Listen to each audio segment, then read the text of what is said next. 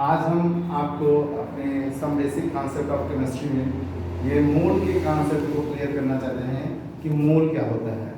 मोल chemistry की दुनिया का सबसे छोटी यूनिट है और मोल की कोई यूनिट नहीं होती। पहली बात जानते रहिए, मोल को हम लोग बच्चों नॉर्मली किसी भी केमिस्ट्री के एटम मॉलिक्यूल साइंस किसी को भी मेजर करने का ये हमारा फार्मूला होता है। 1 मोल हमेशा फिक्स वैल्यू होती है, 6.022 इंटू 10⁻23 होती है। इसे अवागाड्रो नंबर भी कहते हैं। लेकिन मोल को जब हम लोग मेजर करने चलते हैं ना, तो मोल को मेजर करने की 3 यूनिट्स होती हैं। पहला होता है क्वांटिटी, दूसरा होता है मास, तीसरा होता है वॉल्यूम। पहला होता है क्वांटिटी, दूसरा होता है मास, तीसरा होता है वॉल्यूम। तो सबसे पहले हम क्वांटिटी के रिस्पेक्ट में चलते हैं। जब हम क्वांटिटी के रिस्पेक्ट में चलते हैं तो 1 मोल इज इक्वल टू होता है Avogadro number. 1 mole is equal to होता है अवागाड्रो नंबर और अवागाड्रो नंबर इक्वल होता है 6.022 इंटू 10⁻23। तो अगर क्वांटिटी के रिस्पेक्ट से निकालना है तो कोई सब्सटेंस जितने अमाउंट में दिया है उसका amount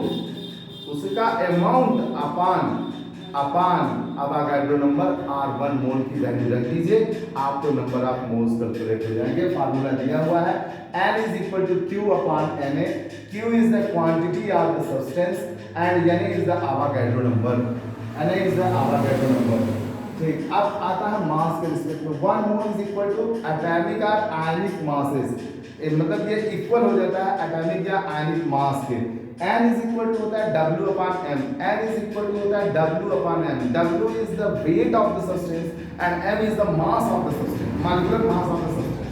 The N is the number of moles, W is the weight of the substance and M is the molecular mass of the substance. इससे आप कैलकुलेट कर सकते हैं जब मास के रिस्पेक्ट में दिया होगा तब।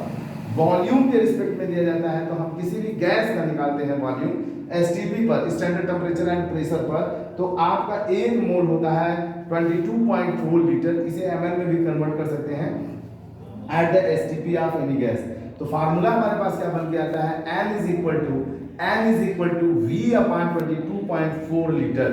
N is equal to V upon 22.4 litre, ये हमारा फार्मूला बनता है गैस के लिए और मास के लिए भी मैंने आपको बता दिया बच्चों, और वॉल्यूम क्वांटिटी के लिए भी बता दिया। अब हमारा आता है chemical reaction. What is the chemical reaction? Chemical reaction are the rearrangement of atom. Rearrangement of the atom is called chemical reaction.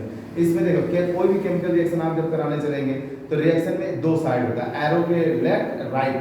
जो सबसे लेफ्ट होता है उसे हम रिएक्टेंट पोर्शन कहते हैं, रिएक्टेंट साइड कहते हैं, और जो राइट में जाता है वो प्रोडक्ट कहलाता है।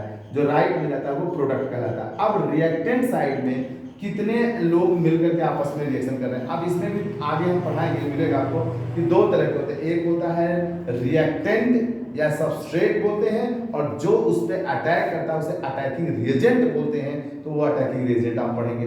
अब अटैकिंग रिएजेंट में भी आप आगे पढ़ेंगे तो एक होता है रेक्टोफाइल, एक होता है न्यूक्लियोफाइल। वो वहाँ आएगा तो हम बताएंगे, जब हम ऑर्गेनिक केमिस्ट्री की स्टार्टिंग करेंगे तो वहाँ पे आपको बताएंगे।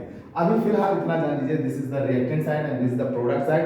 रिएक्टेंट साइड में इन्वॉल्व होने वाले सारे एटम्स और मॉलिक्यूल जितने भी नंबर में रहते हैं, प्रोडक्ट साइड में उतने मेंटेन होने चाहिए, तभी रिएक्शन बैलेंस होगा, अदरवाइज रिएक्शन बैलेंस नहीं होगा। तो chemical reaction is the second name is the balance of reaction. Chemical reaction का दूसरा नाम हम लोग बैलेंस ऑफ द रिएक्शन भी कह सकते हैं। इन chemical reaction any atom if involve that it balance on both side. कोई भी एटम इन्वॉल्व हो रहा है वो दोनों साइड में बैलेंस होना चाहिए। जैसे मैंने इसी एग्जांपल लिया है, यहाँ नाइट्रोजन के कितने एटम इन्वॉल्व हो रहे हैं, 2। नाइट्रोजन के कितने एटम इन्वॉल्व हो रहे हैं, 2, पर मॉलिक्यूल कितना है, 1। हाइड्रोजन के कितने एटम इन्वॉल्व हो रहे हैं इस रिएक्शन में, 6, पर मॉलिक्यूल कितने हैं, 3। तो जब आपस में बाइंड करते हैं, आपस में रिएक्ट करते हैं, तो यहाँ देखिए 2 मॉलिक्यूल्स अमोनिया का फॉर्मेशन होता है।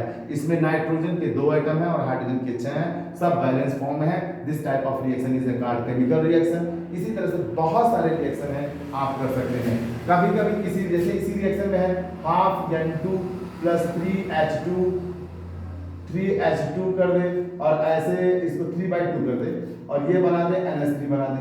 ठीक, NH3 बना दे। तो ये एक रिएक्शन को रिप्रेजेंट करने का मैनर हो सकता है, बट केमिस्ट्री के पॉइंट ऑफ व्यू से ये गलत है। ये मैथमेटिकली सही है पर केमिस्ट्री के पॉइंट ऑफ व्यू से ये गलत है और इसे ऐसे रिप्रेजेंट नहीं किया जाता, क्योंकि कोई भी रिएक्शन फ्रैक्शन के फॉर्म में नहीं चलता, कोई भी रिएक्शन फ्रैक्शन के फॉर्म में नहीं चलता। जब भी आप लिखेंगे सही के फॉर्म में लिखेंगे, this is the wrong reaction. इसी तरह से स्टोइकियोमेट्रिक में भी इसका यूज होता है, तो fundamentally this is a wrong, is a wrong, mathematically it is right but chemically it is not right. ठीक, तो हम लोग इसमें आपको पढ़ चुके हैं, एग्जांपल दे दिया हमने, नाइट्रोजन के 2 एटम इन्वॉल्व हैं, हाइड्रोजन के 6 एटम इन्वॉल्व है। इस तरह से जो प्रोडक्ट बन रहा है हमारा नाइट्रोजन के, उसमें 2 एटम नहीं है और हाइड्रोजन के 6 एटम है। आपका आता है स्टोइकियोमेट्रिक नंबर। स्टोइकियोमेट्रिक क्या है? स्टोइकियोमेट्रिक ये होता है कि जो आपका आगे नंबर लिखा जाता है वो स्टोइकियोमेट्रिक नंबर कहलाता है, या स्टोइकियोमेट्रिक कोफिशिएंट भी कहा जा सकता है। जैसे N2 3S2 2NH3 लिया आपने, ठीक है, तो इसमें एक आगे कुछ भी नहीं लिखा गया है, इसका स्टोइकियोमेट्रिक कोफिशिएंट 1 माना जाएगा, हाइड्रोजन का 3 माना जाएगा और अमोनिया का 2 माना जाएगा। इस तरह से इसे हम लोग स्टोइकियोमेट्रिक कोफिशिएंट कहते हैं और हमने इसीलिए इसको अलग करके आपको दिखाया। जैसे एक एग्जांपल आप और भी ले लीजिए, इसके बारे में बता दीजिए, मतलब एग्जांपल और मैं आपको बता दूंगा।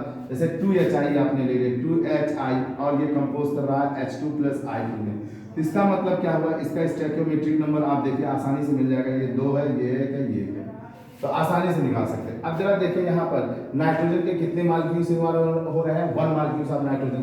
कितने मॉलिक्यूल्स हाइड्रोजन के इन्वॉल्व हो रहे हैं? 3। और यहाँ पे 1 कितना रहा प्रोडक्ट? 2 मॉलिक्यूल्स ऑफ अमोनिया का पार्टिशन होगा।